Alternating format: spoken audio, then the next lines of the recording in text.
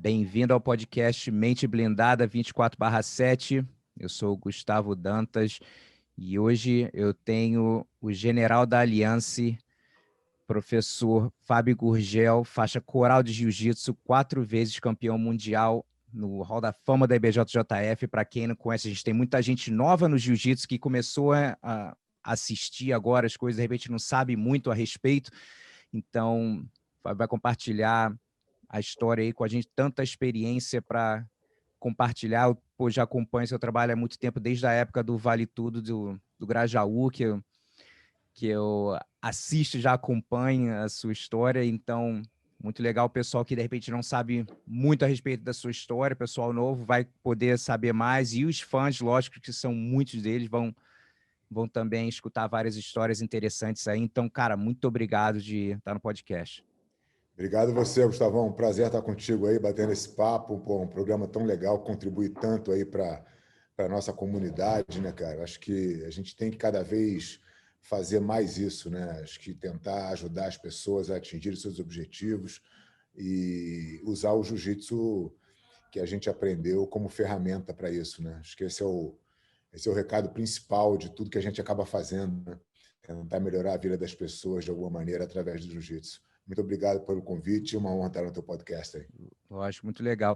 Essa semana passada, eu acredito, estava assistindo a tua entrevista com o Leandro Lô no seu canal, Viver de Jiu-Jitsu, né? Que é o nome do canal. Isso. Pessoal que ainda não teve chance de assistir várias entrevistas top lá. E aí eu vi até, acho que você comentou um pouquinho também do seu começo no jiu-jitsu, como apareceu, e compartilhei com o pessoal como é que foi o seu início nas artes marciais, e depois a gente já vai falar de competição. Cara, eu comecei, sou do Rio de Janeiro, né? Então o jiu-jitsu já era parte da cultura carioca na década de 80, quando eu fiz ali, estava entrando na pré-adolescência ali com 13 anos e começando a sair de casa sem a natural proteção, né? Então, assim, eu sentia que eu precisava fazer uma arte marcial para me defender e por segurança mesmo, né? Então, eu falei, cara, eu vou fazer uma arte marcial e comecei no karatê. Eu me matriculei na Shotokan, que era no Leblon, morava em Ipanema, eu ia correndo pela praia, fazia aula e voltava correndo. E eu tenho um irmão que ele é mais velho que eu, 3 anos e meio. Então, eu fazia a aula de karatê, mas o meu teste real era quando eu chegava em casa, né? O meu irmão era o meu teste diário. E, cara, eu não conseguia, obviamente, fazer nada. Imagina, eu tinha 13, ele tinha 17, era uma diferença gigantesca, né? E, e eu tentava usar as técnicas que eu tinha aprendido no karatê, mas não tinha muito sucesso. Até que, me levaram para fazer uma aula de jiu-jitsu. A minha irmã namorava um cara que treinava na academia do Carlinhos. E eu comecei a entender o jiu-jitsu um pouco, ouvir falar de jiu-jitsu e tal. E aí um amigo meu da escola falou, cara, eu estou fazendo jiu-jitsu na academia do lado da escola. Falei, puta, então eu vou lá contigo fazer uma aula. E aí eu fui fazer uma aula de jiu-jitsu, cara, e me encantei com aquilo, né? Como fazia sentido as técnicas, era muito defesa pessoal, como é que saía de uma gravata com tanta facilidade. E eu comecei a gostar daquilo, comecei a fazer. E rapidamente, em poucos meses, eu comecei a escapar do meu irmão. Né? Então, meu irmão começou a não me ganhar mais, eu comecei a controlar a situação. Cara, eu estou falando de coisa de 3, 4 meses de jiu-jitsu, não, com a diferença de tamanho muito grande. Essa época eu já tinha 14, ele tinha 17, 18. Então, eu falei, cara, isso aqui é muito eficiente, é isso que eu vou fazer. Eu parei de fazer todos os esportes que eu fazia, eu sempre fiz muito esporte, sempre competi em tudo. E eu falei, cara, jiu-jitsu vai ser o que eu vou me dedicar. E aí comecei a treinar. O professor, na época que eu comecei nessa academia, o professor Toninho, que foi um aluno do Carson. E, coincidentemente, ele foi um dos primeiros professores que o Jacaré teve na academia, que quando o Jacaré começou na Academia Gracie na década de 70. E depois, obviamente, eu mudei para a Academia do Jacaré, a Academia do Toninho acabou, e eu mudei para a Academia do Jacaré e só fui saber dessa coincidência anos depois. Legal. Né? Mas foi assim que eu iniciei no jiu-jitsu a minha trajetória aí. E, no caso, o começo nas competições de jiu-jitsu, naquela época não tinha tanto, né? E você chegou a competir nas faixas no caso amarela, de criança, ou foi faixa azul ali, foi primeira oportunidade que você teve de competir?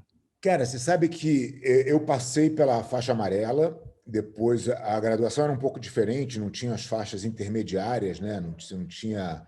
Hoje você tem cinza com branco, cinza com preto, amarela com branco, não tinha isso. Era branca, amarela, laranja, verde, e depois você era obrigado a ir para a faixa azul quando você fazia 16 anos. Então, eu ganhei a faixa amarela, porque eu comecei com os 13 para os 14, depois eu fui para o jacaré, ganhei a laranja, e aí eu já treinava com os adultos, né? Mesmo sendo novo, eu já tinha um porte físico bacana, eu já treinava, eu já gostava de treinar e já me embolava com a turma mais velha. Então, e tinham, como você falou, muito poucas competições, ainda mais na categoria infantil, né? Então, eu ganhei a faixa azul com 15, no ano que eu fiz 15. Então, eu fiquei, na verdade, um antecipado. Eu ganhei a azul antes de poder ser faixa azul e já competi no adulto. Comecei competindo no adulto. A minha primeira competição, na verdade, foi uma seletiva, porque o Jacaré, ele na época, o Rolly já havia falecido e o Jacaré estava treinando na Academia Gracie, no Rickson, no Maitá. E a gente fez uma vez só, na verdade, a gente fez uma seletiva lá para ver quem ia representar a Academia Gracie. E eu lutei lá com o Renatão Schwartz, até que depois veio a ser nosso aluno, muitos anos depois. E ele era um aluno já antigo do Rickson. Ele me ganhou na seletiva, então eu não competi esse campeonato, que seria uma Copa Company de 85. Foi o último campeonato que o Jacaré competiu, inclusive. E aí, depois disso, eu lutei o campeonato, a Copa Van Sport. E aí eu já entrou pelo Jacaré. O Jacaré já não mais entrava junto com a Academia Gracie. Foi o primeiro campeonato que a gente entrou como Jacaré Jiu-Jitsu. E aí eu comecei a competir direto, e aí não parei mais, embora os campeonatos fossem mais escassos, né? Mas a gente lutava até dentro de academia. Vai visitar a academia do outro, vira um campeonato, né? Você vai... o pessoal tinha criatividade, né? É. E pelo que você lembra, lógico, muito tempo atrás, você lembra como você se sentiu emocionalmente falando? Nervoso, conseguiu render legal? Como é que foi? Olha, cara, é claro que o nervosismo faz parte da competição e se não fizesse, não teria a menor graça, né? Acho que a gente tem que ter justamente o desafio de ter esse autocontrole, de conseguir raciocinar e agir dentro de uma certa pressão. Acho que talvez esse seja um dos grandes benefícios que o jiu-jitsu te traz quando você faz aí a analogia para a tua vida. Eu lembro de ficar nervoso, mas eu estava acostumado com competição, de certa maneira, desde muito cedo, né? Então, eu competi, joguei vôlei federado, joguei pelo Fluminense quase 3 anos, joguei tênis muito tempo, joguei futebol campeonato sempre. Eu estava sempre envolvido em algum tipo de disputa, de competição. Isso sempre fez parte da minha vida.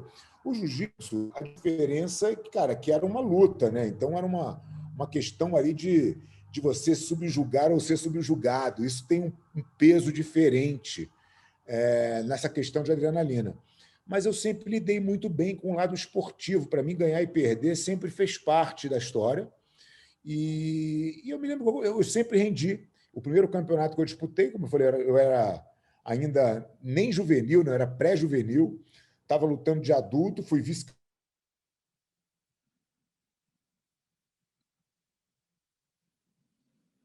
A gente lutou algumas vezes depois ao longo das nossas vidas aí, e eu perdi a final para ele. Quer dizer, eu fiz 5 lutas e consegui chegar na final, lutei absoluto, perdi para um aluno do Pinduca no absoluto, mas eu me lembro que nessa luta do absoluto é interessante falar, porque eu já tinha o discernimento de escutar a voz do Jacaré, né? Então eu me lembro que o Jacaré estava do outro lado do ginásio, e eu escutava a voz dele falando, gira para não sei onde, passa por cima da cabeça, e eu ia seguindo a instrução, uma vez que eu não tinha resposta, né, própria, eu ali na hora, eu fiquei parado numa posição, o meu adversário estava atacando meu braço, eu não entendia muito onde eu tinha que sair, e eu fui ali seguindo a instrução dele, consegui me desvencilhar e tal. Isso é uma coisa que depois me chamou a atenção, porque eu via que as pessoas tinham muita dificuldade de ouvir o córnea, e depois, como professor, eu vivenciei isso do outro lado e vendo os atletas que tinham facilidade, os que não tinham facilidade, né? Então, acho que eu sempre tive esse equilíbrio emocional, pelo menos a ponto de poder ter esse discernimento, né?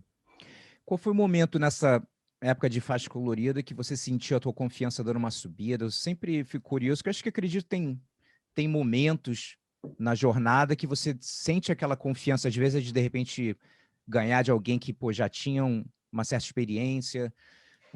Qual foi o momento que você sentiu a sua confiança ficando mais forte? Cara, você sabe que eu acho que eu fui criado num ambiente, na Academia do Jacaré, e que faz toda a diferença. Como eu fui criado em casa de uma forma que faz toda a diferença, né? Eu sempre fui incentivado nas coisas, né? Eu sempre fui um garoto que, mesmo que eu perdesse, aquilo nunca foi o fim do mundo. Eu sempre tive o conforto de voltar após uma derrota e ser incentivado para ir de novo. Sempre tive a celebração da vitória, dentro de um respeito, né? Sem soberba. Então, eu fui criado nesse ambiente. Eu acho que o dia a dia, e eu costumo falar isso bastante, né, Gustavo? Assim, acho que as coisas não acontecem, não existe um evento, existe um processo. Existe algum evento que eu fiquei confiante? Não, existe um processo que foi sendo construído. Eu recebia a Academia do Jacaré, ela era em Ipanema, né? E isso já era um grande diferencial na época. No Rio, ter uma academia em Ipanema não era uma coisa comum. Então, a gente recebia muita visita das pessoas que moravam ali, que queriam dar um treininho, de repente não estavam a fim de ir lá para Copacabana ou para o Maitá.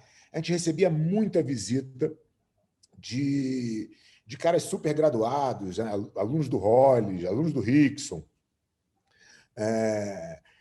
Enfim, o Roller ia na academia muito treinar, o Silvio Bering ia toda hora. A gente tinha uma rede de treino ali muito ampla. E eu treinava com essas pessoas e eu me avaliava, né?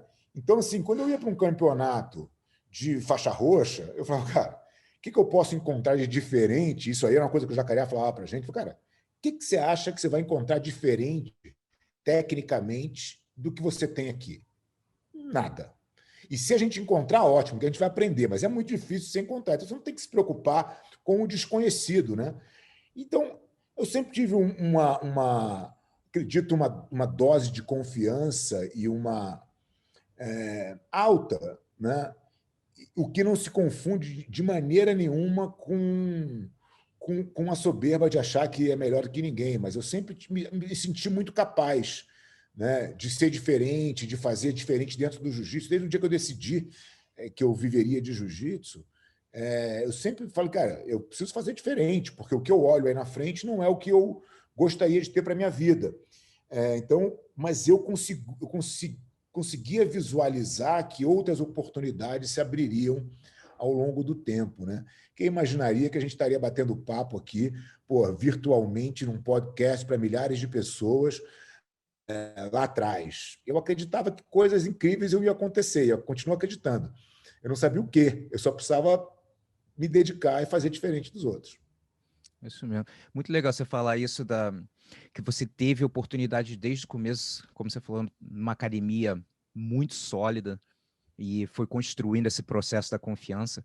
Eu comecei a treinar, eu morava em Vila Isabel Grajaú, treinava em academias pequenas, ele na época realmente não tinha, comecei. Quando você pegou sua faixa preta, eu estava começando.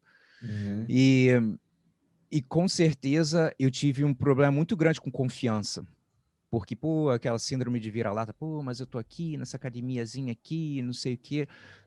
Mas realmente quando foi na faixa roxa, que eu comecei a treinar no Flamengo com o André Pederneiras, que eu tive muita sorte de estar exposto a uma sala assim com, cara, né, a geração de ouro da Nova União, vamos dizer, com Shaolin, Sim. Robinho, Léo Santos e ali realmente foi tudo que você falou, os parceiros de treino, né? Os treinos que você dá, fala, pô, se eu tô treinando com esses caras aqui, Uhum. né, não Se eu tem estou como dar treinando bem com o ruim. Shaolin, como é que eu vou ter medo de um faixa roxa? Entendeu? Exato. Não tem como, né? Exato. Então, realmente, esse me ajudou muito o processo, lógico, foi dentro da academia, os parceiros de treino, e aí, né, ali na frente fui me sentindo mais à vontade. E agora falando a gente vai falar aí até mais ou menos ali quando você pegou a tua faixa preta, uns momentos, os bons e não tão bons, né? Então vamos falar, de repente, uma performance que te marcou, que você sentiu que, nossa, esse dia aí eu tava, né, as coisas encaixaram tudo do jeito que eu queria, uma competição que te marcou, e depois a gente vai falar de uma que você sentiu que você não rendeu e a lição. Então vamos falar aí do Legal. primeiro, da boa.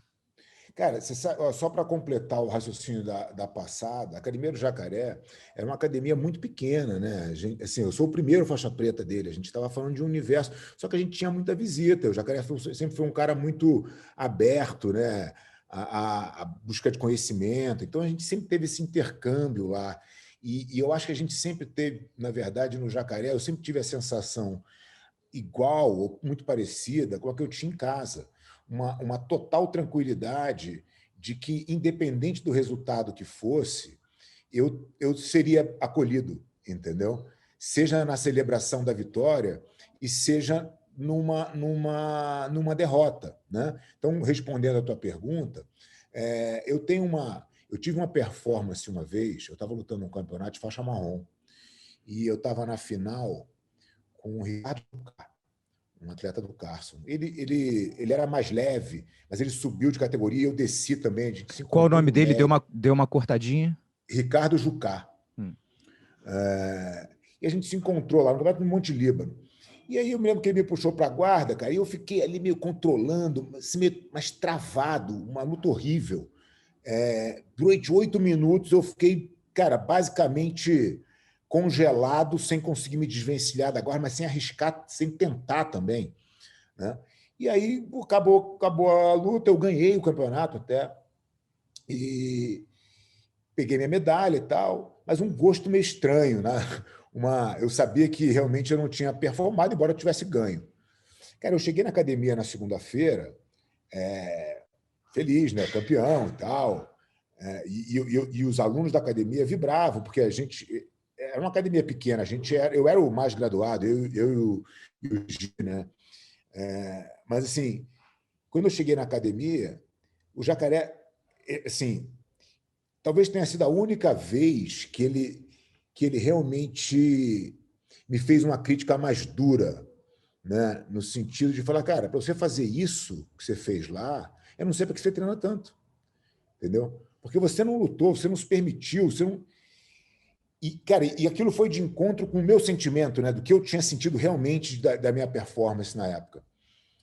Cara, e aí eu me lembro que, na sequência, a gente teve a Copa Hollis Gracie, que foi no Municipal, e, e a única coisa que estava na minha cabeça, eu não estava preocupado se eu ia ganhar, se eu ia perder.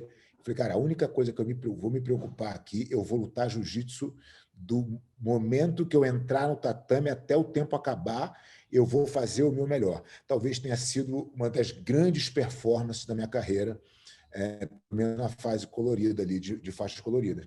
Eu ganhei peso absoluto, lutando assim, muito bem, ganhando, finalizando um monte de gente, ganhando de ponto de um monte de gente. E aí eu falei, cara, é isso que eu preciso fazer. Esse é o mindset que eu preciso entrar nas competições, independente do meu resultado, né? Então, assim, eu acho que é importante a gente viver o outro lado, né, Gustavo, para a gente saber o que não fazer, né?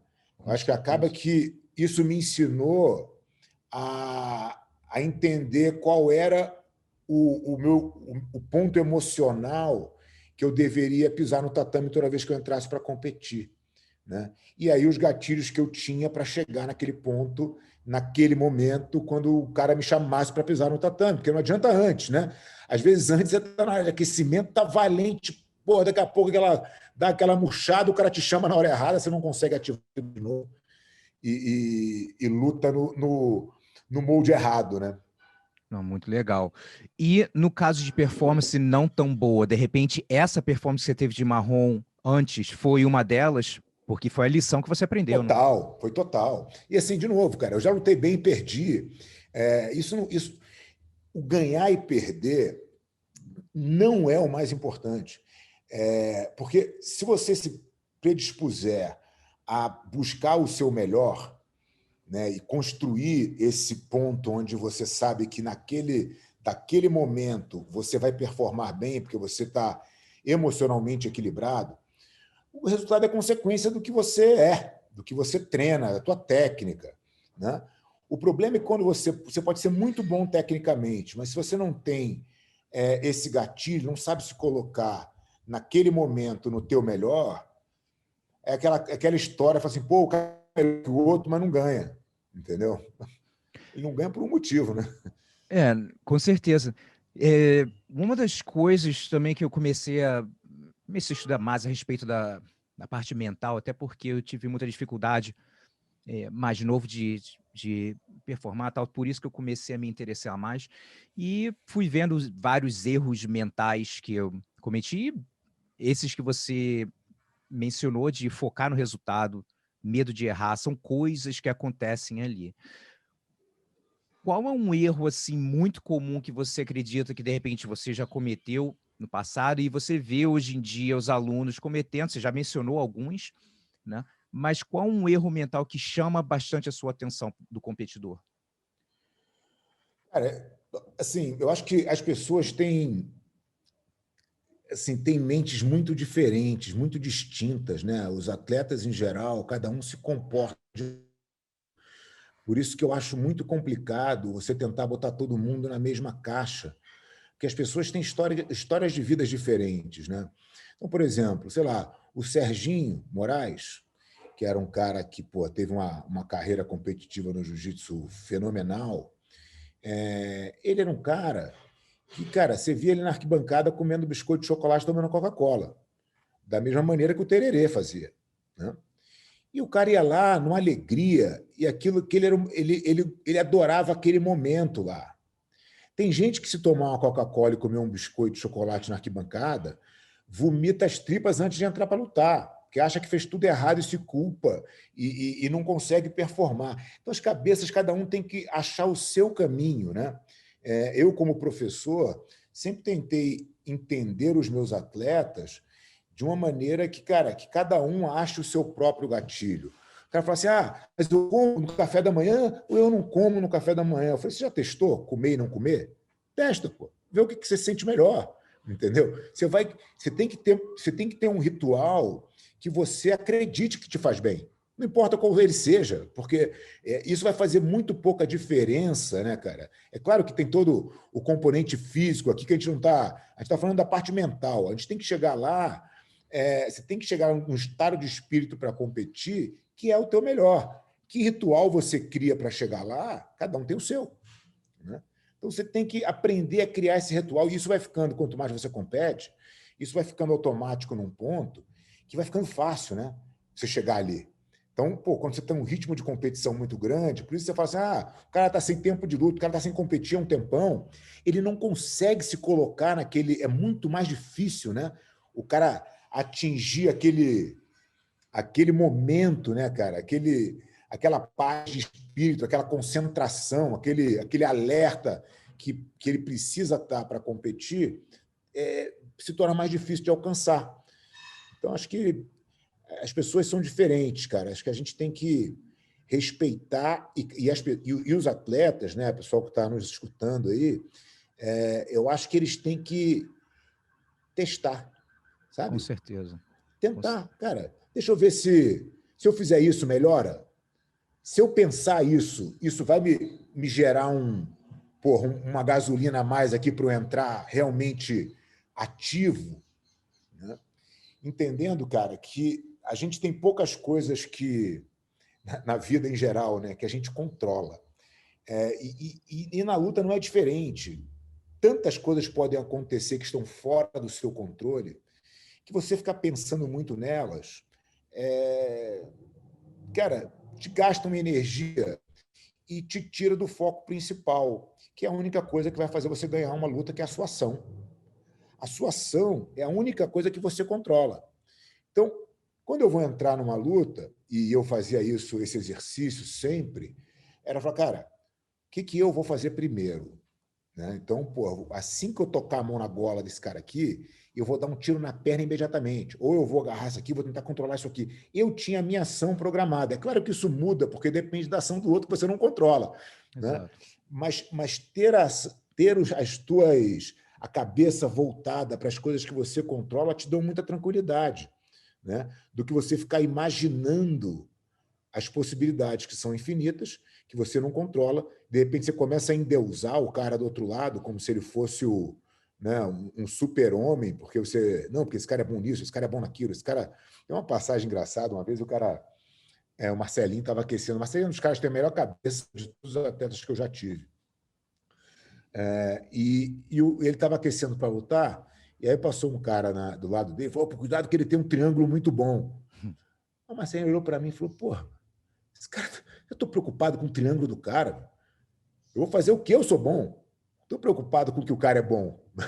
Então, assim, é um pouco disso, sabe? Acho que você entrar nesse momento, nesse pensamento do que você pode fazer, do que está no teu controle, eu acho que é um caminho que as pessoas deveriam, pelo menos, tentar. Perfeito.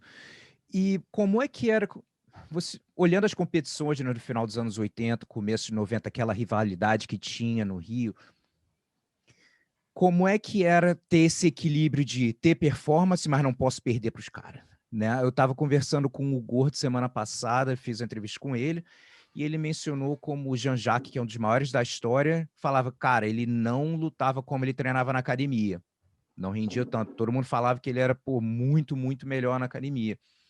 Então, de repente, aquele peso de ser o cara da academia, tem aquela expectativa, ainda mais com aquela rivalidade na época. Você, em algum momento, isso te incomodou? Essa parte, assim, daquele serviço, pô, tenho que mostrar o serviço, tenho que ganhar?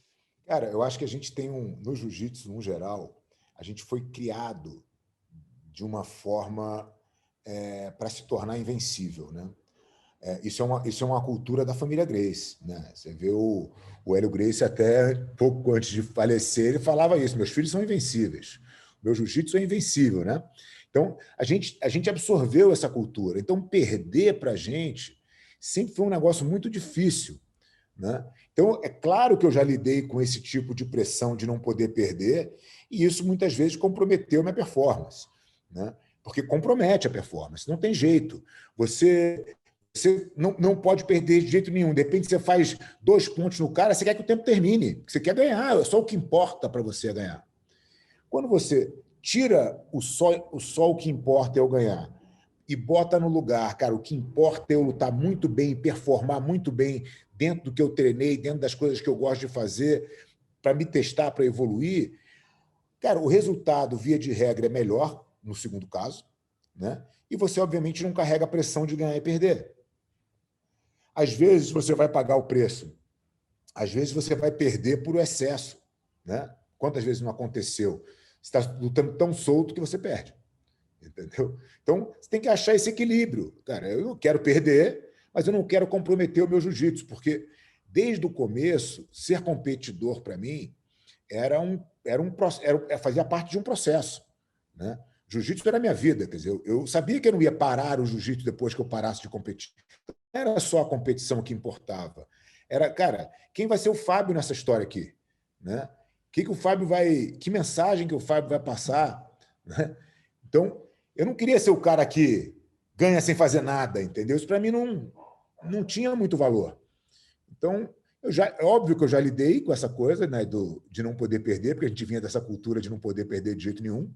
O que, por um lado, tem um lado ruim, mas tem um lado muito bom também, né? Porque você fica muito mais aguerrido, né? Você não desiste nunca. Isso se prova aí na história do Vale Tudo nacional, né, cara? Dos lutadores brasileiros e como a gente é respeitado lá fora por um histórico, cara, de lutas que, porra, a gente pode falar aqui do Murilo com o Tom Edson, a minha luta com o Quero, o Carlão Barreto com o Handleman. Tem inúmeros casos, né? E aí você pode Roller e Eugênio Tadeu, já uma coisa mais caseira ali, tantas lutas que os lutadores de jiu-jitsu se superaram, né? Vem dessa cultura de, meu irmão, você é invencível, você não pode perder, esse é o jiu-jitsu, né? Então tem um lado muito positivo desse lado, mas em termos de competição e talvez para o atleta moderno, isso atrapalha um pouco. E eu acho que foi se quebrando também, né? Acho que hoje a turma Sim, lida melhor, né? com certeza, outra vibe. Agora eu quero falar a respeito do evento de 91. De novo, pessoal que de repente é novo no jiu-jitsu, está começando a assistir, aprender um pouco mais. É um dos principais eventos da história do jiu-jitsu. Praticamente o Vale Tudo de 91 e o UFC em 93. Acho que os dois juntos ali que realmente foi a explosão do jiu-jitsu. Eu tive a oportunidade de já entrevistar o Murilo aqui também, perguntei a respeito do evento, e eu até mencionei também no dia do evento, eu morava ali em Vila Isabel, Grajaú, era sócio do Grajaú Country e não conseguia entrar. Eu ali desesperado, falei, meu irmão, sou sócio, eu não consegui entrar aqui, desesperado, não assisti, aí acabei assistindo o VT na Globo em casa depois. Agora, porra, pressão, irmão, essa daí tem acho que uma pressão maior que foi aquela, porque se o jiu-jitsu tivesse perdido, cara, a história com certeza seria muito diferente. Então, como foi emocionalmente esse contexto todo e performance? Então, cara, primeiro que a gente foi criado escutando essas histórias, né? Os heróis do jiu-jitsu eram aqueles que tinham a oportunidade de certa forma, ter defendido o jiu-jitsu contra outras artes marciais. Foi assim que o jiu-jitsu foi introduzido no Brasil pela família Gracie, toda a história que a gente escutava desde criança. Então, quando aconteceu, né, quando eclodiu aquela confusão na Copa Nastra, por um desafio que o Valide tinha feito no jornal e tal, eu estava na beira para lutar a final do absoluto, eu e a Mauri. E aí aconteceu aquela confusão, coisa e tal, os caras pararam o campeonato, se reuniram numa salinha lá, e eu nem fui para a salinha, porque eu estava aquecendo para lutar. E foi uma turma, foi o Carson, estava o Marcelo Bering, estava o Murilo foi, enfim, uma turma do jiu-jitsu, uma turma da luta livre. Quando acabou a confusão, que o campeonato ia voltar a acontecer, o Marcelo veio na minha direção e falou assim: ó, te botei na lista, você vai lutar contra o Denilson. Eu falei, tá ótimo, tá maravilha. E aquilo, para mim, na verdade, era uma grande honra, né? Eu já treinava, porque isso era costume também das academias de jiu-jitsu, eu já treinava, eu já fiz bastante aula de vale tudo com o Reison, que estava sempre na academia lá com o Jacaré. O próprio Marcelo Bering, eu treinava com ele direto, e ele adorava essa parte também de treino de vale tudo e tal. Então, eu me sentia confortável. E aí, quando falava assim, o Carson que vai treinar todo mundo, eu falei, porra, que oportunidade, vou poder ter a oportunidade de treinar com o Carson. A gente teve realmente 6 meses, cara, de uma imersão, né, a ter o Carson como professor, até para os caras que treinavam no Carson, para o Murilo, para o Zé Mário, para todo mundo que estava ali, para o Valide. O Carson nunca teve tão presente, porque ele já estava mais velho, já não era um cara que estava no tatame todo dia, né? E ali ele teve 6 meses com a gente todo dia treinando, puxando o treino.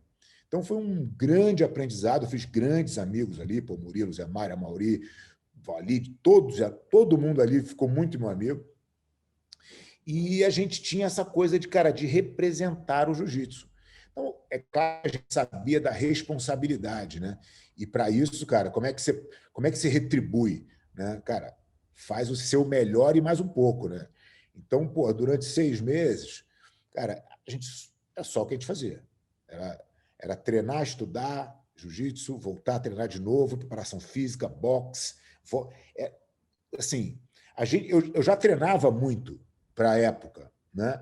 Mas a gente, cara, eu me mudei da casa dos meus pais, fui para um apartamento, assim, era 100% focado para dar o resultado, porque eu sabia que aquilo era aquilo ia ser um marco na história do jiu-jitsu, e eu queria fazer o papel bem feito, né?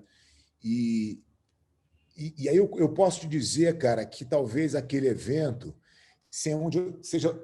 foi o evento que eu entrei exatamente no ápice disso que a gente está falando aqui de controle emocional, de equilíbrio emocional, de vontade de lutar, de vontade de mostrar, né, o que eu tinha treinado. Porque, pô, eu nunca fui um cara de briga na rua, nunca fui arruaceiro, nunca fui nada disso. As pessoas questionavam, falavam, pô, mas o Fábio nunca brigou. Eu falei, cara, isso aqui não é briga, meu, isso aqui é uma luta, entendeu? Ninguém é mais preparado do que eu para fazer isso aqui, né? E eu consegui ter uma performance ótima e fechar a noite lá, uma noite histórica para o jiu-jitsu e que realmente foi um divisor de água. Imagina se o jiu-jitsu tivesse perdido, tivesse sido o contrário, se a gente tivesse tomado um 3-0 ali, talvez nem o UFC salvasse, entendeu? Verdade. Então, que eu ia falar, não, o jiu-jitsu é bom, mas os caras que ganharam do jiu-jitsu estão lá no Brasil. Ia ser a luta livre, entendeu? Então, acho que a gente garantiu aí o pão de muita gente naquele dia. Com certeza. E me dá mais um pouquinho mais de detalhes, tipo assim, noite anterior, como é que foi, e vestiário. Pô, aquele tava um caldeirão ali, meu irmão, tava um absurdo. Vou te dar três coisas que são legais. A primeira, a gente chegou no ginásio, a gente foi numa van, a gente encontrou na academia do Carson, ali na Figueiredo, fomos numa van e para o Grajaú. Chegamos no Grajaú, o cara falou, ó, entrada lateral ali. E aí, cara, super tranquilo, entramos pela entrada lateral. Quando o Robson viu aquilo, falou, pô, parar, vocês estão loucos, vocês são as estrelas do evento. Porta principal. Aí a gente falou, porra, o mestre está falando, né? A gente vai, né? O cara fala, a gente nem discute, tá todo mundo teleguiado ali. Voltamos e demos uma volta para entrar pela porta principal. Você lembra, você era sócio, você não conseguiu entrar. Cara, era uma multidão na porta, as pessoas se pendurando no portão. Me lembro do Headley, pendurado no portão, polícia, armado, para tentar controlar uma confusão assim. E os caras abrindo o caminho para a gente passar um com a mão no ombro do outro, no meio, e os caras gritando, aquele fanatismo, né, cara, do jiu-jitsu e tal. A gente entrou pelo meio daquilo, entramos no ginásio, e aí a gente tinha que dar a volta no ginásio inteiro para ir para os vestiários. Cara, já estava aquele caldeirão, né? Então, assim, aquele momento foi um momento que eu me lembro de muita emoção, uma vontade de chorar, assim, de falar, cara, vai ter que ser o meu máximo aqui hoje, né? Até um pouco mais do que deveria, mas tudo bem, já tinha algumas horas aí para o evento, eu tive condição de me acalmar. Mas foi uma emoção realmente muito forte.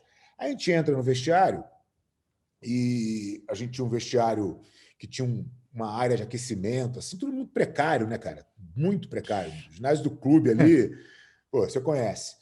E achei uma área legal. Então o Alvinho estava ali dando a ginástica natural para a gente aquecer e tal. E aí veio o mestre João Alberto Barreto para fazer uma preleção para a gente.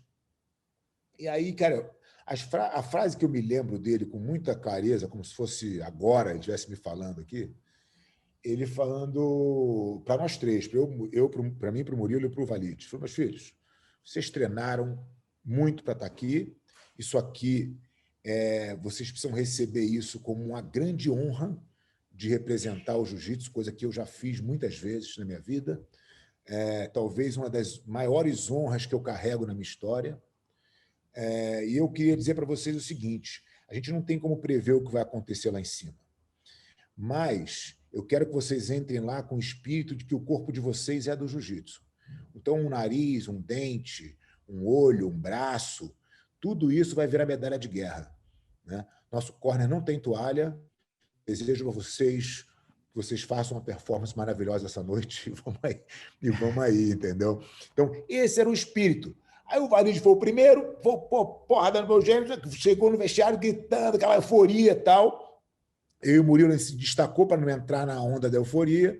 Foi a vez do Murilo. O Murilo fez uma performance sensacional também, né? Voltou também já botando pano quente para não deixar ficar todo mundo no estado, ainda faltava uma, né? E aí eu fui para a missão final lá e, deu tudo certo. E depois a gente pôde celebrar com o jiu-jitsu inteiro. Foi uma explosão, né, cara? E é como se você tirasse aquele peso, né, Porra, cara? imagino. Aquela responsabilidade de falar, cara, fiz a minha missão, entendeu? E aí tem vários níveis, né, cara? Tem um nível, obviamente, do jiu-jitsu que a gente está falando aqui, da expectativa da comunidade, da expectativa dos nossos professores, e tem um lado familiar, né, cara? A expectativa dos meus pais em casa, pô, como assim meu filho vai lutar um um evento de vale tudo, né? Meus pais não eram envolvidos nisso, né? Eu me lembro que meu pai, ele gostava muito de jogar sinuca. Ele tinha um grupo de sinuca no clube e tal, no Federal, no Rio de Janeiro. E, e alguém do clube conhecia o Denilson, e aí veio trazer para o meu pai que o Denilson estava treinando um golpe para quebrar minha coluna. E aí meu pai veio falar comigo todo preocupado. Eu falei, pai, é assim mesmo, todo mundo treina golpe para tudo. Mas, pô, o problema é conseguir fazer, né? Mas esse tipo de coisa, esse tipo de peso que você tira das tuas costas, né, cara, quando você termina uma missão dessa. Pô, foi muito legal, porque abriu uma nova fase na vida, né? Logo depois desse evento, eu inaugurei a Master junto com o Jacaré, me tornei sócio dele. A gente começou uma nova jornada de academias que veio se tornar o que é Aliança hoje, né? Então, as coisas foram, como eu falei, né? Nunca é um evento, né? São sucessões, são processos que vão fazendo a gente seguir pela vida. E aí, ainda nessa linha do Vale Tudo, você teve a experiência do UFC em 96, uns anos depois. E o que você tira dessa experiência do UFC? Cara, é claro que quando o UFC começou, a gente viu, cara, o jiu-jitsu explodindo nos Estados Unidos, né? Era o sonho virando realidade, né? Coisa que a gente nunca imaginou que pudesse acontecer. E aí, o mais longe que a gente ia lutar era em Niterói, né? Então, assim, ver o jiu-jitsu rompendo essas fronteiras e tal, era um negócio desafiador. Eu acho que eu lutar o UFC na época era meio que um caminho natural, porque eu estava num momento da minha carreira importante, né? Então tinha eu, a Mauri, Murilo, essa era a turma ali que eram os faixas pretas pesados que ganhavam, né? Então, assim, era uma oportunidade que certamente bateria na porta e de fato aconteceu. E eu falei, cara, agora vamos fazer e tal. De novo, a gente tinha aquela sensação de que a gente era invencível, que ter juntas numa noite era a coisa mais normal do mundo, vamos aí, todo mundo faz. E a gente foi para o evento. E, cara, eu tive naquela luta um grande aprendizado, né? que, que foi uma frustração muito grande, porque eu perdi uma posição que eu não costumo perder, era a minha posição, minha melhor posição, meu melhor controle, que é a montada. O meu adversário tinha sido semi-nocauteado, tinha dado um direto bom nele, tinha botado ele para baixo. Depois as pessoas até questionam, pô, você poderia ter continuado a sessão em pé e tal, e ter nocauteado ele, mas não era o que eu tinha treinado para fazer, né? Meu jogo, sempre, meu game plan sempre foi o de usar o jiu-jitsu, então eu botei ele para baixo, coisa e tal, passei a guarda cruzando o joelho, falei, cara, tá morto, vou montar. Quando eu fui montar, tomei uma barrigada, caí por baixo, ele segurou na grade, né? Uma época que a regra era outra, eu fiquei ali meio que sem sofrer muito dano, mas de certa maneira sem conseguir lutar e com um sentimento de frustração de ter perdido aquela grande oportunidade. Então, acho que essa foi a grande lição que eu trouxe comigo para a vida, porque, assim, quantas vezes as coisas não dão certo, né? E você se abalar emocionalmente com as coisas que não dão certo faz com que você desista muitas vezes do objetivo, que você não descubra outros caminhos, né? Então, eu passei a encarar essas frustrações como obstáculos, como coisas que deveriam servir para me ensinar alguma coisa, né? Ou para me criar uma nova oportunidade, mesmo que seja dentro de uma luta, né? E isso aconteceu outras vezes na minha carreira, de eu perder posições, e isso não me abalar, e eu continuar buscando exatamente no mesmo processo técnico que eu acredito que deva ser, né? Então, você tirar o emocional, mas nesse momento, no UFC, eu senti esse peso da frustração e não consegui mais render na luta, que ainda faltava bastante tempo, né? Sei lá, pelo menos uns 8 minutos devia faltar. Então, foi uma experiência super válida. Eu tirei esse grande aprendizado para mim e é isso, vida que segue. É. E até nessa lista dos top 30 erros que eu criei, várias situações, uma delas é essa, esse remoendo o fato, né? O fato que não pode ser mudado. Aconteceu. E acontece, às vezes, durante a luta, como foi o seu caso, às vezes no campeonato de jiu-jitsu, entre lutas, o cara termina uma luta, fala, pô, meu irmão, não acredito, lutei mal pra cacete. Aí não né, perde o foco para a segunda luta. Né? E também acontece o depois, pô, por que que eu não fiz isso, aquilo, de ficar remoendo o fato. E eu estava assistindo uma entrevista uma vez com um cara de futebol americano e o cara estava perguntando com uma qualidade excelente para o cara ser um grande wide receiver, né? Para o pessoal que não sabe muito futebol americano, quarterback é aquele cara que joga a bola e o atacante, o wide receiver, é aquele que corre lá e vai pegar. E ele falou algo interessante, falou, memória curta. Ou seja, não é porque você pegou uma bola que, pá, tô aqui, show e dança, você fala assim, não, peraí, o jogo tá rolando ainda. Tem outras bolas que vão vir. A mesma coisa, não é porque você fez 2 pontos que vai ficar, não, calma. E não é porque você, pô, deixou uma bola que estava na tua mão, que, pô, acabou o jogo. Não, não volta para a linha que vai ter outra Sim, jogada. Então, no total. jiu-jitsu, na vida, né? Em Na tudo, vida. aconteceu, irmão, vambora. Eu acho que essa foi uma lição dura, né? Como tantas lições são e são necessárias, né? E depois, cara, de muito tempo estudando e lendo, eu gosto muito da filosofia estoica, né? Eu leio bastante sobre estoicismo. E uma das coisas que Sêneca mais fala, que Epiteto mais fala, é justamente assim, você saber perder as coisas, né? Que de novo não estão no seu controle. Então, assim, se você perdeu aquilo, você ficar remoendo aquele, o tempo é a única coisa que não volta para trás. É sempre assim, o que eu posso fazer que é o melhor agora? E esse melhor agora, obviamente, não precisa te levar para aquele lugar que você estava antes. É o melhor agora. Entendeu? É um paralelo como se o cara tivesse nas tuas costas no jiu-jitsu. Sei lá, você está, de repente, está na guarda do cara, de repente o cara faz um movimento, está nas tuas costas, quase te estrangulando. O teu melhor agora é simplesmente evitar bater. Então, pô, vou me defender aqui, eu vou voltar para a guarda do cara? Não. Eu estou simplesmente escapando de morrer. Já melhorou um pouco. E aí eu vou devagarinho de novo. O processo continua, né?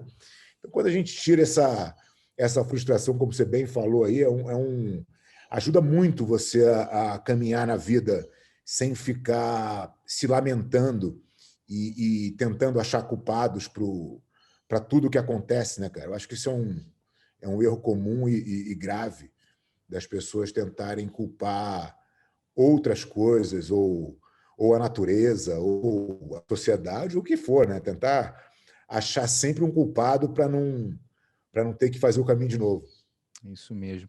E aí depois você teve um dos maiores também desafios da tua carreira, que foram 3 lutas numa noite, em São Paulo, em 1997.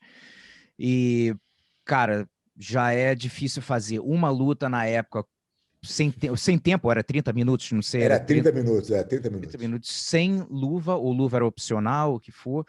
Então, como foi o processo de você aceitar esse desafio, primeiro, e como foi a batalha interna antes e durante um evento muito sinistro como foi? Olha, esse evento começou numa proposta do Frederico Lapenda, que tinha o WVC, de fazer uma revanche com o Bolander aqui em São Paulo, numa super luta. Então, a luta do UFC tinha sido uma luta muito travada, tinha ficado agarrado na grade, e tinha um monte de reclamação e tal, e tinha essa possibilidade da gente fazer esse tirateima aí aqui no Maxud. E aí, muito bem, tudo certo, eu treinei para a luta. Quando foi, sei lá, 10 dias antes, se não foi menos o tempo que eu fui avisado, o Lapena falou: cara, o cara não assinou o contrato de jeito nenhum. A gente fez promoção, fez vinheta, fez cartaz, tinha tudo. Mas ele não assinou o contrato e ele não vai vir lutar. Quer que eu te arrume outro cara para você fazer aí? Tem um holandês, de repente, não sei o quê. Eu falei: cara, se ele não vem, eu quero lutar o torneio. Aí o cara falou: tudo bem, você quer lutar o torneio, eu te boto no torneio. E eu sabia, o torneio é um torneio aberto, sem peso. eu sabia que ele ia trazer os nomes, tinha ouvido falar de Paul Varelans, de Pat Smith, dos caras que estavam no torneio. E aí, beleza, eu entrei no torneio naquela história. Falei, pô, não consegui fazer 3 lutas no UFC, vou fazer 3 lutas aqui. Né? Esse era o desafio, né? Eu falei, pô, eu tenho que experimentar, né, esse negócio aqui, né? Eu tenho que conseguir fazer essa história. E aí, cara, quando foi na semana, teve aquelas coisas de meeting de regra, pesagem e tal, eu vi o Richard Hamilton chegando, que era o treinador do Don Fry, do Coleman, dos caras que eram do wrestling. E aí, porra, veio ele e o Marquer. Eu falei, esse cara aqui é o cara, né? Eu não preciso nem saber quem ele é, mas pela estrutura e pelo treinador, eu acho que esse cara vai ser o meu adversário no torneio. E aí, beleza, fomos lá para o sorteio das chaves, coisa e tal. Ele estava do lado da chave, eu estava do outro. E a gente foi para o torneio. Aí eu fiz a primeira luta com o Pat Smith, que era um cara perigosíssimo, né? Um striker muito perigoso, mas também depois de que ficava ruim para ele costumava entregar. Ele já tinha feito isso em outras ocasiões, né? Quando ele estava batendo, ele era um cara extremamente cruel, mas quando ele estava numa ruim, ele desistia. Era um cara que não via sentido em levar prejuízo, né? Em passar sufoco. E aí, pô, quando eu clinchei logo no início da luta, ele se agarrou na corda, ficou aquela conversa, e aí teve um aluno meu que foi de baixo para tentar empurrar a mão dele da corda, ele pegou aquilo como pretexto, falou, não vou mais lutar, cancela a luta. Eu falei, bom, vida que segue. Meu. Eu falei, se eu largar daqui, parou. Eu falei para o juiz, eu falei, ó, se quiser continuar daqui, estamos juntos, continua. E agora ele não quer mais lutar, não quer mais lutar. Eu falei, tudo bem. E aí fui para a segunda luta com o Michael Pacioli, que era um cara de wrestling também, mais forte, caía por baixo, tal, guarda, mas ele também não tinha muita agressividade, eu não passei nenhum sufoco. E do outro lado da chave, porra, o Marquer ganhou do Paul Varelans numa luta, porra, que o barulho que eles fizeram no ringue dava para escutar lá de dentro do vestiário, os dois monstros caindo no tablado. Depois ele fez aquela luta com o Mestre Hulk, voou os dentes do Mestre Hulk lá num soco que o Marquer deu, né, num ground and pound, lá quando o Hulk estava saindo do ringue. E eu fui para a final com ele. E, cara, a minha cabeça naquele momento era de muita confiança. Falei, cara, esse cara não vai me ganhar nunca, entendeu? Mas, ao mesmo tempo, sabendo que ia ser, cara, aquela luta de muito tempo, que ia ser realmente uma luta longa. Né? E foi o que aconteceu. A luta foi se desenrolando, mais ou menos dentro do que eu esperava, né? Que ia ser eu por baixo, que ia ser eu fazendo guarda e tal. E até, porra, um momento que ele morde o meu dedo. Eu fui empurrar a cara dele, ele deu uma mordida no meu dedão, eu fui reclamar com o juiz, voltei, tomei uma cabeçada, a coisa meio que deu uma desandada. Foi um momento difícil da luta para mim, mas em momento nenhum a minha cabeça pensou na possibilidade de falar, cara, pô, acho que não vai dar, ou acho que esse cara vai me ganhar. Mesmo quando a luta ficou muito difícil, e eu me lembro no momento que eu olhei para o meu corner, cara, e perguntei quanto tempo faltava. Eu estava com a perna, já não aguentava mais empurrar, eu estava fazendo guarda há muito tempo. E ele botando peso para cima, né, naquele ground and pound muito violento. Eu perguntei por quanto tempo falta. O cara falou, faltam 12. Cara, 12 é uma eternidade, né? 12 é tipo muito tempo. Eu falei, cara, não tenho condição física de lutar mais 12 minutos aqui, fazendo o que eu estou fazendo. Eu falei, quer saber? Tá bom. Eu vou parar de tentar ganhar desse cara aqui um pouco, vou ver o quanto ele consegue me ganhar, porque agora, pô, eu cansei de empurrar, não vou mais empurrar. Né? E aí uma hora ele passa a minha guarda, volta de novo, mas eu vou descansando, a luta vai melhorando para mim de novo, entendeu? E tanto que eu acabo a meia hora numa condição fisicamente falando muito melhor que naquele momento. E é óbvio que não é fisicamente, né? A gente está falando da parte mental, porque eu estava mais desgastado, tinha mais 12 minutos de guerra, mas a minha cabeça estava descansada. Eu tirei aquela pressão, porque eu entendi que daquele jeito que eu estava fazendo, eu não ia conseguir o resultado. desistir não era uma possibilidade. Então, eu não podia acelerar, continuar acelerando até bater na parede, né? Eu falei, cara, ele vai ter que me ganhar, porque eu não vou parar, né? E eu não consigo fazer essa força que eu estou fazendo. Então, eu tive que achar um jeito. E aí é a beleza do jiu-jitsu, né, cara? Porque você sempre acha um jeito. Sempre tem um espacinho para respirar, sempre tem um posicionamento que melhora a tua condição, né? É o famoso ficar confortável no desconforto, né? Eu acho que foi um pouco isso que eu consegui fazer a partir daquele momento. A luta terminou, ele obviamente foi superior e venceu, não tem questionamento sobre isso. Mas talvez essa derrota para mim tenha sido uma excepcional vitória, né?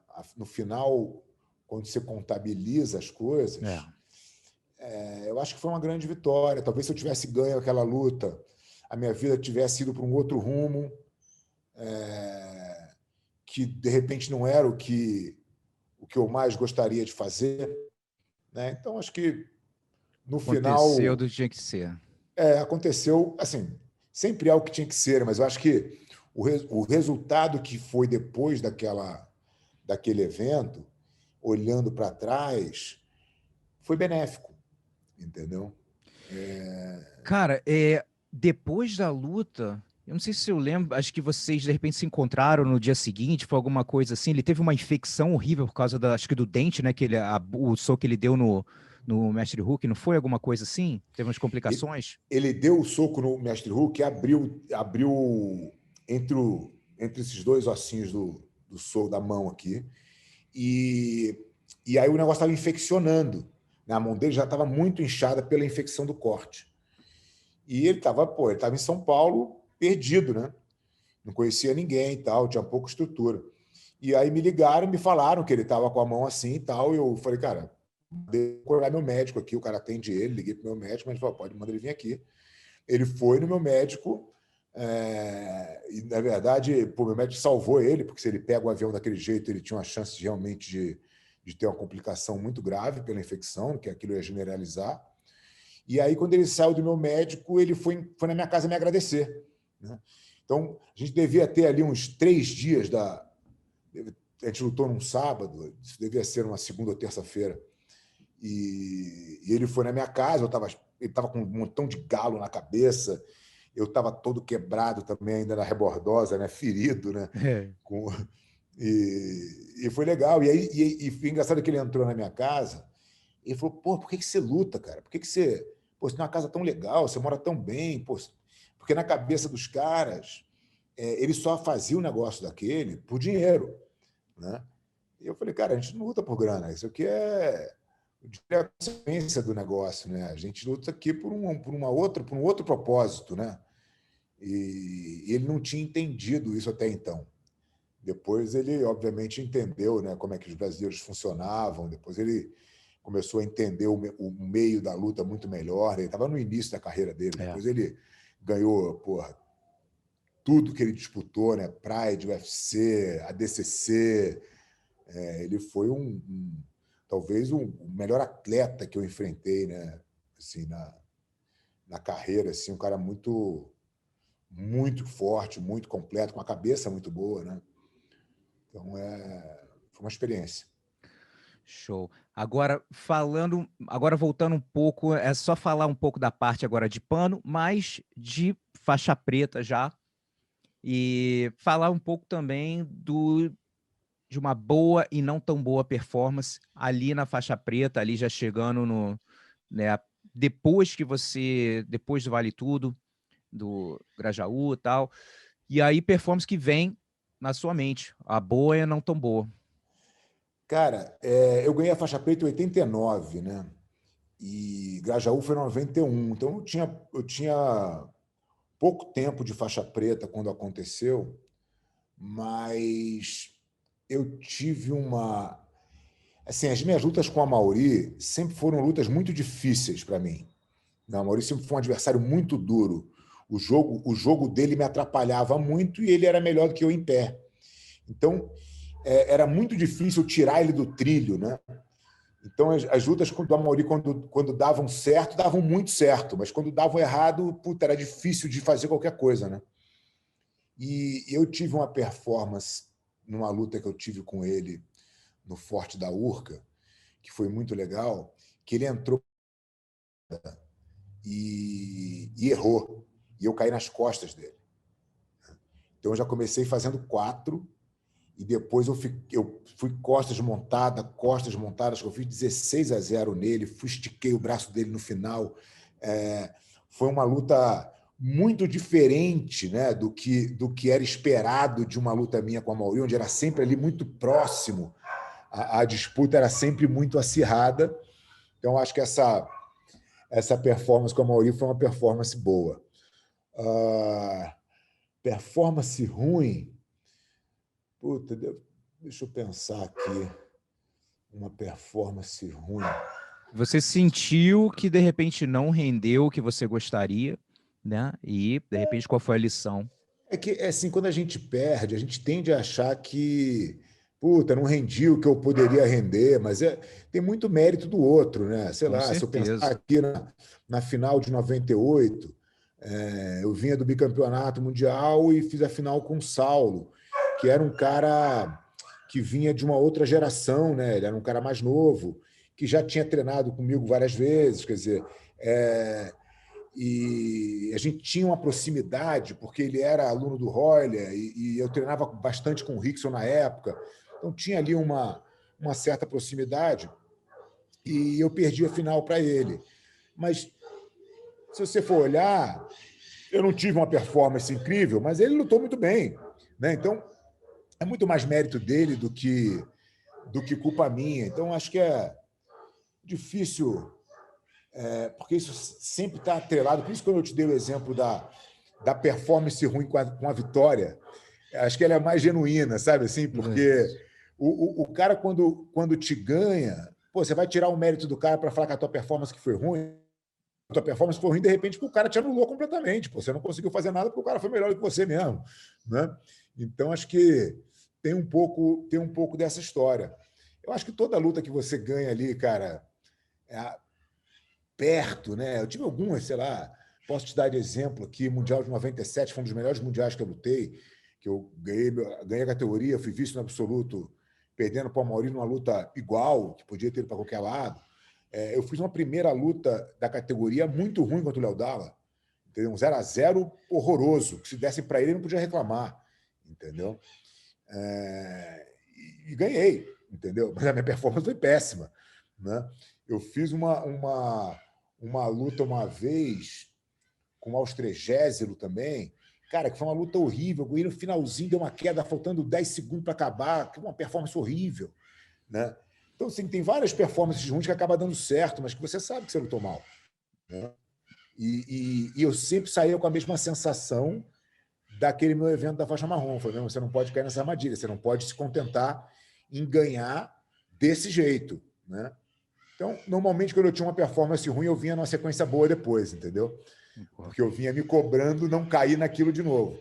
E aí você vai se acostumando a ganhar, vai começando a ver que, puta, eu não quero perder. E aí você, pum, caiu na armadilha novamente, entendeu? Verdade, Então é uma verdade. eterna... Você tem que estar em eterno equilíbrio, né? Para você não dar tanto valor assim para a vitória e, ao mesmo tempo, cara, ter essa motivação de não fazer errado, né? Uhum. E você mencionou que teve a oportunidade de treinar com o Rickson. E o que mais te chamou a atenção naquela época, quando você treinou com ele? Cara, quando eu comecei a treinar jiu-jitsu, competir, viver esse mundo de competição, o Rickson era o cara, era o ícone de tudo, muito além, muito acima de todo mundo. Pra você ter uma noção, as pessoas falam, pá, mas comparativamente. Cara, o Rickson nunca venceu uma luta por ponto. Tem noção do que é isso? Entendeu? Ah, mas era outra época. Era, mas ele vivia em outra época também, né? Eu digo assim, o índice de vitória é um negócio absurdo. Tudo por finalização era um negócio muito diferente, de fato. E ele era um estudioso do jiu-jitsu. Ele era muito diferente, né? E aí, pô, pela proximidade do Jacaré e tal, a gente era da academia ali, estava próximo. era como se fosse uma mini filialzinha ali da Academia Gracie, fora a amizade que o Jacaré tinha com o Rickson. Até hoje eles são vizinhos em Palos Verdes, na Califórnia, são super amigos até hoje e tal. Eu tive essa oportunidade de treinar com ele. E eu fiquei aproveitando essa oportunidade por 10 anos. Né? E ele tinha um entendimento da luta, da técnica, cara. Era muito diferente do que a gente tinha normalmente. Ele me fez entender o jiu-jitsu de uma forma diferente. Né? E isso, para mim, foi fundamental. Foi um aprendizado que eu sou muito grato para sempre, assim, de poder ter tido essa oportunidade. Né? E aí as pessoas dizem, pô, mas como é que é o treino? Eu falei, cara, o treino é ruim, entendeu? O cara me pega, pô. Né? Assim, nunca ganhou um treino dele? Pô, que importância isso tem, né? O ponto tem uma passagem muito legal. Uma vez eu fiz um evento aqui em São Paulo, que foi o seminário do Rickson. Ele já não vinha ao Brasil, já tinha uns 5 anos, e eu organizei um evento com a revista Kiai. Lembra da revista Kiai? Lembro. Então, eu organizei esse evento com a revista Kiai, a gente fez um grande seminário do Rickson aqui. E quando ele veio, a gente tinha uma assessoria de imprensa, então ele foi em tudo que a gente divulgou muito ele aqui. Foi muito legal. E nesse meio tempo, nessa semana que ele passou aqui, a gente estava treinando. E eu estava um dia treinando com ele, e o treino estava um treino movimentado, estava um treino bom, lá e cá, um treino bem equilibrado. Mas, cara, o tempo estava passando, já tinha, sei lá, 25 minutos de treino. Eu olhei para a cara dele, ele estava com a cara de paisagem, e eu estava morto. Eu falei, cara, como que eu vou ganhar desse cara? Esse cara está inteiro. Eu estou gastando uma energia dos infernos aqui, estou morto. E isso ficou na minha cabeça.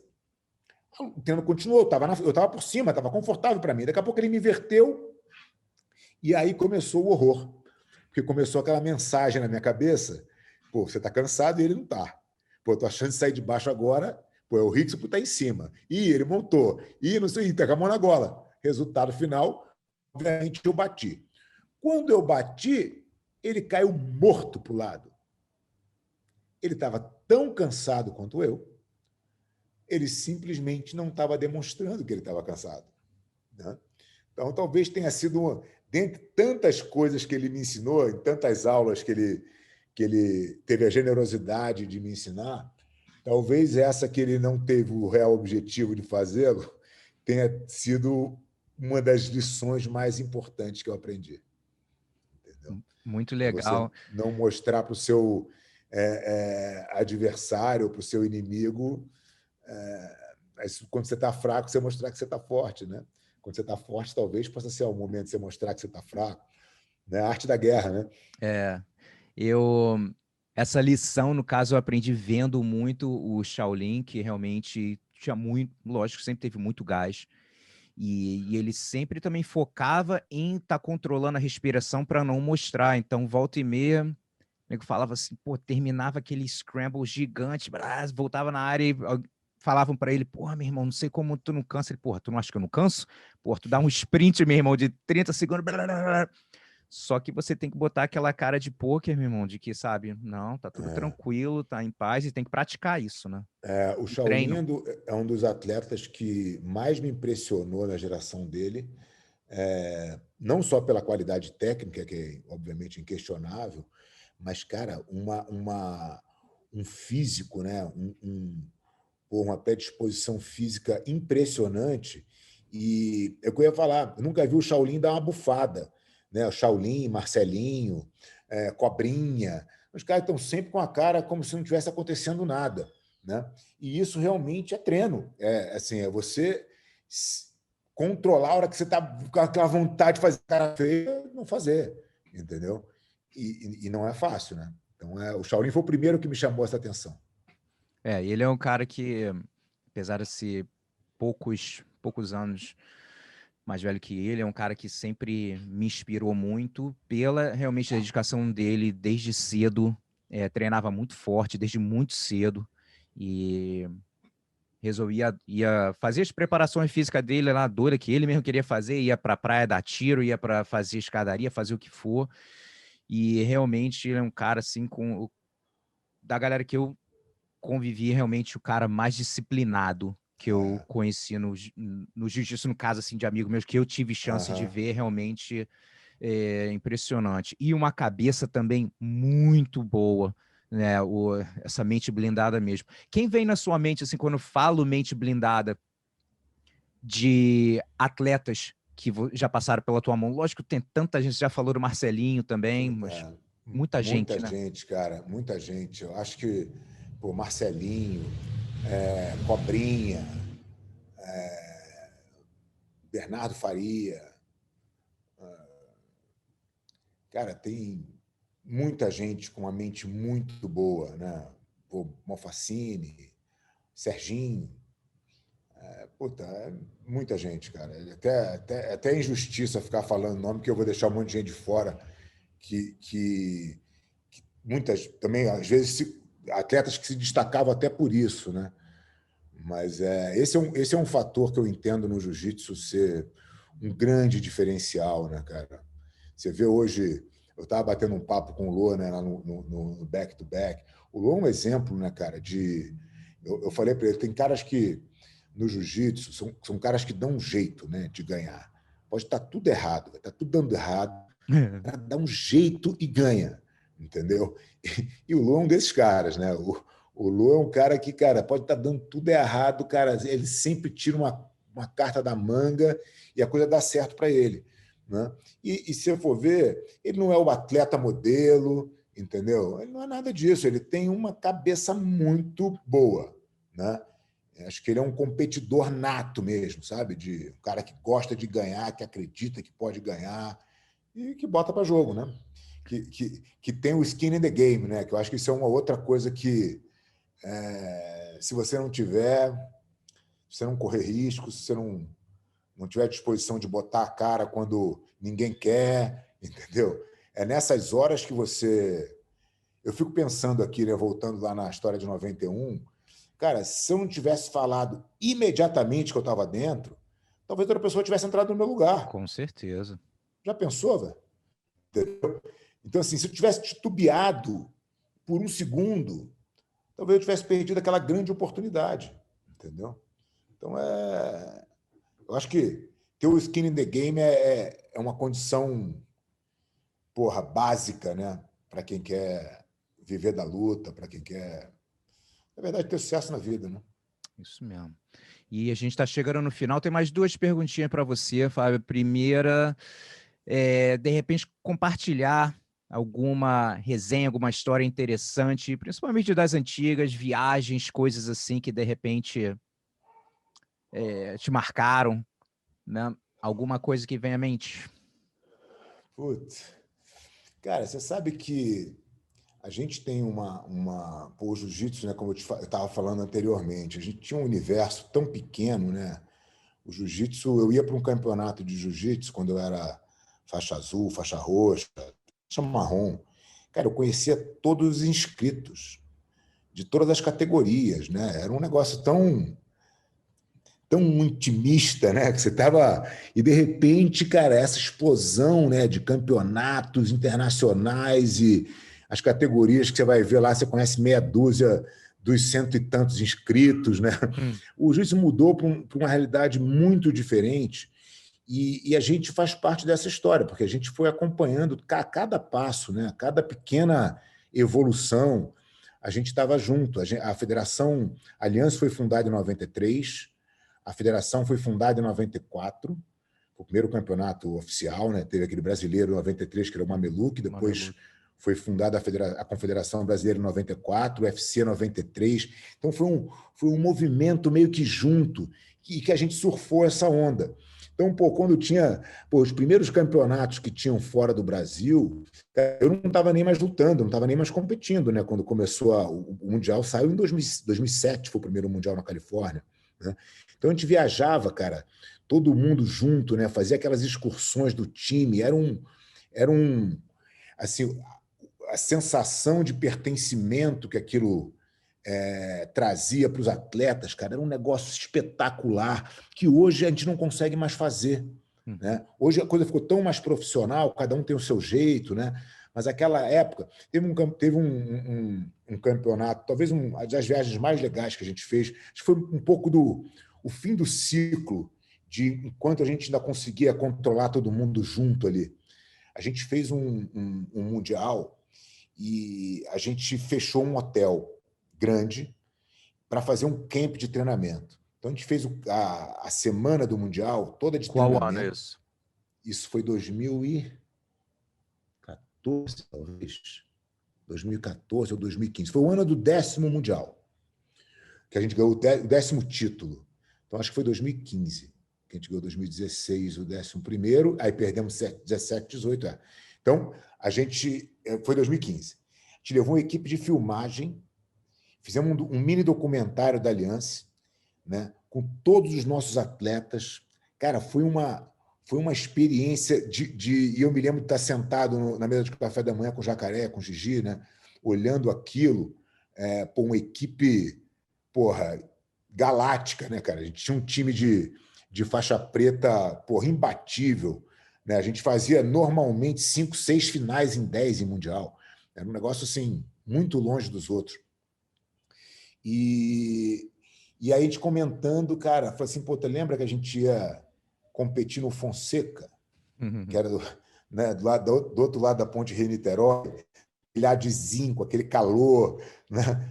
E agora a gente está aqui vivendo essa evolução do jiu-jitsu, né, cara? Vivendo esse momento, podendo proporcionar isso para os nossos atletas de uma maneira tão bacana, tão profissional. E eu acho que essa é a beleza, né, cara? Quando a gente fala de... O que a gente tem que tomar muito cuidado é de não deixar o jiu-jitsu se perder e se desconectar. Eu acho que a gente tem uma função aqui também como comunicadores e como professores de jiu-jitsu, de tentar ligar esses elos para que as pessoas entendam que a evolução do jiu-jitsu competitivo, que o que é feito hoje, tem uma origem, né? E que isso deve ser respeitado, porque essa transformação, essa evolução só foi possível porque teve gente que quebrou a pedra lá atrás, né? Então, de certa maneira, todos esses momentos que a gente viveu, todas as histórias, todas as confusões, todas as discussões de chave de campeonato, né? Outro dia eu estava conversando com o Bochecha, eles foram uma vez não sei se o pessoal sabe como é que funcionava mas isso é uma história legal. As chaves da faixa preta, elas eram definidas não por sorteio, mas elas eram dirigidas. Então, todos os professores das principais academias se encontravam na federação e decidiam ali como é que a chave ia ser montada. Então, o campeão mundial tem preferência, vai cair de baia. O segundo mais duro, vai para o outro lado da chave. Você ia ali montando a chave de forma que aquilo ficasse da maneira mais equilibrada possível. E, de fato, 99% das vezes ficava. Mas até a gente chegar naquilo, cara, eram discussões e brigas, às vezes sérias, né? Às vezes discussões que... Quase chegou na mão mesmo. Que ficava um clima desnecessário. E eu, particularmente, eu era bom nessa estratégia. Por que eu era bom? Porque eu conhecia todos os atletas muito bem. Então, eu sabia que jogo eu casava com qual jogo. Eu sabia o que os meus atletas, todos eles gostariam, né? Em todas as categorias. Eu estudava, eu fazia o dever de casa. E eu sabia como funcionava a questão do critério. Quem tem preferência e por quê. Então, juntando todas essas armas, eu montava a chave de uma forma sempre, ou pelo menos sempre que possível, boa para os meus atletas.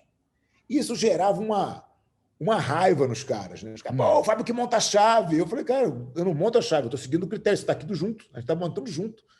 Mas os argumentos dos caras eram fracos. Então, quando ia o argumento para o Siriema ou para o André decidirem, eles decidiam pelo argumento. Não é porque era o Fábio, né? Mas as pessoas lidavam mal com essa construção de chave. E aí, um belo dia, a chave do absoluto já na pirâmide. O absoluto era feito no dia anterior, né? E aí, na pirâmide, para decidir o absoluto, a chave do absoluto, o nosso atleta na época era o Bernardo Faria. E a gente tinha na chave Bochecha, Lô, João Gabriel, Panza. Cara, tinha uma turma, Ebert, tinha uma turma braba e os caras vieram para a reunião, mas numa ruim mesmo, numa vibe ruim de pressionar para o Fábio não conseguir fazer uma chave boa para o Bernardo. O Bernardo, se eu não me engano, era o campeão mundial atual, ou era o segundo, sei lá. Acho que o Bochecha tinha a prioridade na chave, e o segundo lugar era o Bernardo. Então não tinha muito como os caras cercarem o Bernardo, porque ele tinha preferência. Cara, mas os caras ficaram numa ruim comigo, o Bochecha vindo para cima de mim com tudo. Né? E eu falava para os caras, não, fazer o quê? Vai me bater? Vai ficar gritando aí? Isso não adianta nada, porra. A regra é essa aqui. Ou você vai seguir a regra, quer montar a chave de novo? Aí eu desfazia a chave e falava, Bochecha, escreve como você quer. Aí ele ia lá. E eles vieram juntos, ele, o Lô, todo mundo se juntou contra mim. Mas, enfim, depois ele até veio pedir desculpa, falou, pô, desculpa aí, pô, a gente foi super agressivo e tal. Eu falei, imagina, mano, tá no jogo, tá todo mundo na guerra, todo mundo querendo se proteger, né? Mas aí depois, tanto que depois disso, a federação decidiu que não ia mais acontecer isso, que ia ser ranking. Ainda bem.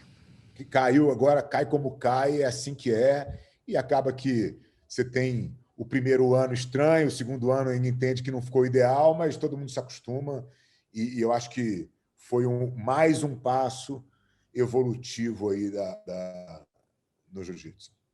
E eu vi até vocês que liberou um vídeo, acho que um ou 2 dias atrás, falando também de algumas curiosidades da regras, de coisas assim, então é muito legal ver o pessoal que de repente é novo agora, acaba não valorizando certas coisas, né? De lembrar Sim. como era, até mesmo o primeiro mundial, se tentar comparar, não dá o profissionalismo. Então, o que eu sempre apreciei, que eu faço também campeonato há mais de 20 anos, e eu sempre gostei muito da IBJJF e da CBJJ, que se a galera tá gostando ou não, eu sei que os caras estão tentando melhorar. Sim. Todo ano. Isso Sem que é o dúvida. principal. E tem uma coisa, né, Gustavo, que o cara, assim, as pessoas às vezes, isso é bem comum, né? O cara acha que ele tem a resposta para mudar a regra.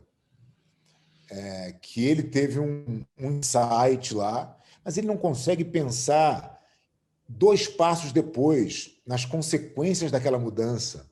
Né? Ele não consegue voltar na história para entender se aquilo não agride a arte marcial como essência. Né? Mexer na regra é uma coisa muito séria e difícil de fazer. Né? Então tem que ser feita com parcimônia, tem que ser feito em pequenas doses, tem que testar, tem que ver se esse é o caminho. Né? E eu acho que isso vem sendo feito. Agora, perfeição na regra não existe. Né? Para você chegar nessa perfeição da regra, voltar para os tempos bárbaros e falar, cara, sem regra. Né? Porque o sem regra é igual para todo mundo. Entendeu? Então, assim, se a gente vai ter sempre crítica, a gente está sempre tentando, todo mundo, a comunidade, melhorar em todos os aspectos.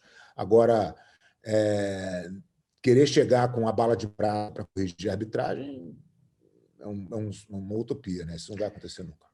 E só uma curiosidade rapidinho, tem algum tópico, não necessariamente você pensa assim que teria que ser mudado na regra, mas poderia ter uma conversa a respeito que você gostaria de... Acho que está na hora de conversar a respeito disso, fazer algum tipo de mudança. Cara, assim, acho que é importante, se foi boa essa sua pergunta, para as pessoas entenderem o seguinte: essas conversas são periódicas com a federação. Né? A gente fala com a federação, cara, não vou dizer que, mas pelo menos semestralmente tem algum evento de regra. Né? Pô, a gente está indo para esse lado, o que você acha disso? Você acha que isso aqui é passagem de guarda? Você acha que isso aqui não sei o quê? Aí vem os exemplos, a gente discute. Né? Então, todo ano, principalmente, né, quando tem a mudança, né, quando eles propõem as mudanças, a gente participa. Isso é Por isso as coisas vão evoluindo. Qual é a minha crítica à regra? Eu acho que muitas vezes as regras tentam facilitar a vida do árbitro, que você minimiza o erro, é um fato. Né? Você fala isso, Toda vez que você pisar no amarelo, falar para e nada está valendo, você está facilitando a vida do árbitro, mas você está tirando a dinâmica da luta, né? E eu acho que muitas vezes o árbitro, para se proteger de uma luta quente, ele vai parando. Ele vai dando um monte de break na luta. Então, você descaracteriza, cara, a essência da arte marcial, né? Tem vários componentes ali, né? Que você tem que, como lutador, sabe que, cara, que fazem muita diferença. Pô, se eu tô cansado, perco uma posição, caio frustrado por baixo e o cara acelera, cara, aquela condição ali, naquela condição de temperatura e pressão, tá muito ruim para mim. Se você falar, parou, volta para o meio e me der aqueles 5 segundos de recuperar e organizar minha cabeça de novo, eu sou outro lutador. Agora vai ser muito mais difícil de você capitalizar naquilo que você estava fazendo. E esse tipo de quebra é de sensibilidade de quem já viveu. E muitas vezes o juiz está muito preso no papel, no que diz a regra, e ele para umas lutas que não têm o menor sentido. Vou te dar um exemplo. Uma luta que o cara está numa... Sei lá, o cara teve um scramble lá muito doido, caiu por cima do outro, o cara está na quina do tatame, com a cabeça voltada para o meio, o de cima está acelerando o cara de baixo. Qual é a chance do cara de baixo sair do tatame? 0. Né? Ele está com a cabeça voltada para dentro, pô, o cara está pressionando ele aqui, ele só pode se defender e andar para o meio. Se eu paro a luta naquele momento, eu estou simplesmente deixando o cara de baixo descansar. E isso pode mudar a luta, isso pode mudar o rumo. Então, a minha maior crítica é essa, mas eu sei que isso é uma coisa que o juiz precisa ter vivido, cara. Então, não é uma coisa tão simples de implementar e colocar na regra. Mas eu acho que se os juízes, os árbitros, né, tiverem essa percepção e se dedicarem a entender esses momentos, eles serão muito melhor árbitros do que eles são agora. E o jiu-jitsu vai estar livre de um mal que, puta, cara, é disparado o que mais me incomoda. Boa. E última pergunta para você, Fábio, seguinte, qual foi uma das maiores lições que a competição, no caso, te ensinou para a tua vida? Puta, cara, a competição ela me ensinou tanta coisa.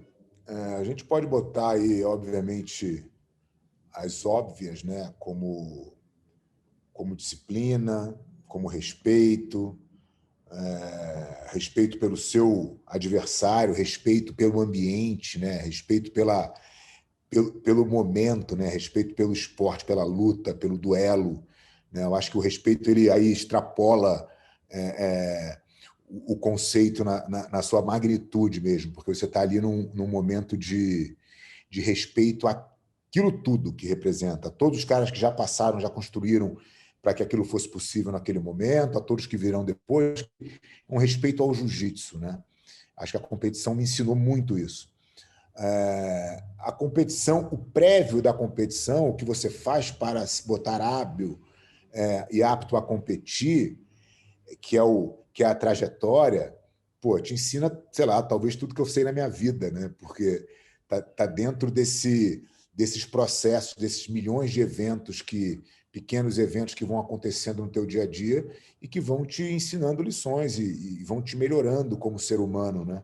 Eu acho que a competição te melhora muito como ser humano, porque você tende a ser um cara, obviamente, resiliente, porque o resultado nem sempre vem para o teu lado, né?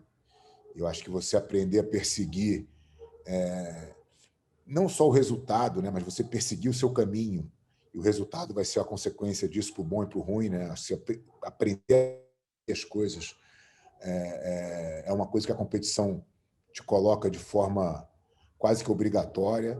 É o literal skin in the game, né? Acho que está tudo na reta ali, né? Você se botando ali à prova mesmo numa condição assim, numa condição de você poder ser subjugado por outro homem do seu peso, do seu tamanho, da sua mesma condição. Eu acho que é uma coisa importante de aprender a lidar, né? De não ter medo do confronto, do desafio. Então, uma competição é muito rica, né, cara? Eu acho que a competição ela é uma grande universidade. Acho que as pessoas que se privam da competição por qualquer... não gosto de competir. Cara, você não gosta de competir porque você tem um bloqueio que... Ninguém está dizendo que a competição não vai ter vários momentos desconfortáveis, né? Porque vai ter. Vai ter antes, vai ter durante, vai ter... né? Você vai ter aquelas dores do corpo, né? Aquelas mazelas que a competição eventualmente pode te trazer. Mas eu acho que o benefício do outro lado é tão maior, cara, quando você passa por isso, que todo mundo devia experimentar ter o skin in the game, entendeu? Isso é Você se acostuma com o campeonato de jiu-jitsu, cara, não é nada demais, você não está correndo nenhum risco, nenhum grau muito elevado, não. Mas o fato de você se colocar nessa zona de desconforto, de você se testar, é te ensinar literalmente a botar a tua pele em jogo, a correr risco, né? Eu acho que isso na vida faz toda a diferença. Quem não corre risco não conquista nada, entendeu? Então você vai ficando ali naquela média, né? Naquela coisa meio que morna, sabe? Eu acho que a gente tem que visitar os extremos. Isso é bom para tudo, até para a saúde, né? Quando a gente vê aí hoje a ciência olhando e comprovando que os estressores muitas vezes são benéficos para a tua saúde, né? Então, são os jejuns, né? As privações, os exercícios físicos, né? Acima do que é confortável. Tudo isso vai te trazendo uma série de benefícios. Mentalmente também, você se botar numa condição de desconforto emocional, te fortalece, né? Se você nunca se coloca nessa posição, você é um cara frágil, né? A antifragilidade está justamente em você se acostumar com esses estressores, né? Então, não ir ao extremo é uma pena, entendeu? É uma pena para quem não consegue conviver com isso, pelo menos de vez em quando, entendeu? Acho que isso te traz para um equilíbrio e para um nível acima a enfrentar a vida como ela é. E eu sempre falo para os meus alunos também, para os novos, né, que estão começando a se interessar, eu falo, cara, você não precisa competir para ter os benefícios do jiu-jitsu. Contudo, se você quiser amplificar o poder dessa ferramenta chamada jiu-jitsu, competição realmente é uma opção sensacional. Então, não é que você tem que... Não, com certeza, você vai aprender a se defender, a autoconfiança, mas esse crescimento emocional que você tem saindo dessa zona de conforto realmente não tem preço. As pessoas falam, pô, campeonato caro. Caraca, lógico que é todo um processo que leva você a lutar, mas não é necessariamente o preço da inscrição, mas realmente esse evento, como pode impactar no seu crescimento, realmente não tem preço, cara. Sem dúvida, cara. Competição é uma bênção. Muito obrigado, Fábio, parabéns pelo canal também, que é muito legal, sempre tento assistir as entrevistas e parabéns pela linda carreira aí nessa fase agora. A gente nem falou a respeito disso, falando mais de competição, mas nessa fase agora que você está de poder ajudar a comunidade de jiu-jitsu, expandindo a cabeça da galera também, trazendo outras percepções para quem quer viver de jiu-jitsu. Então, cara, brigadão, parabéns mesmo. Valeu, Gustavão. Obrigado. Foi um papo ótimo aí. Feliz de ter participado do teu podcast. E até a próxima aí. Valeu. Espero que a gente se veja em breve. Valeu, galera. Tamo junto.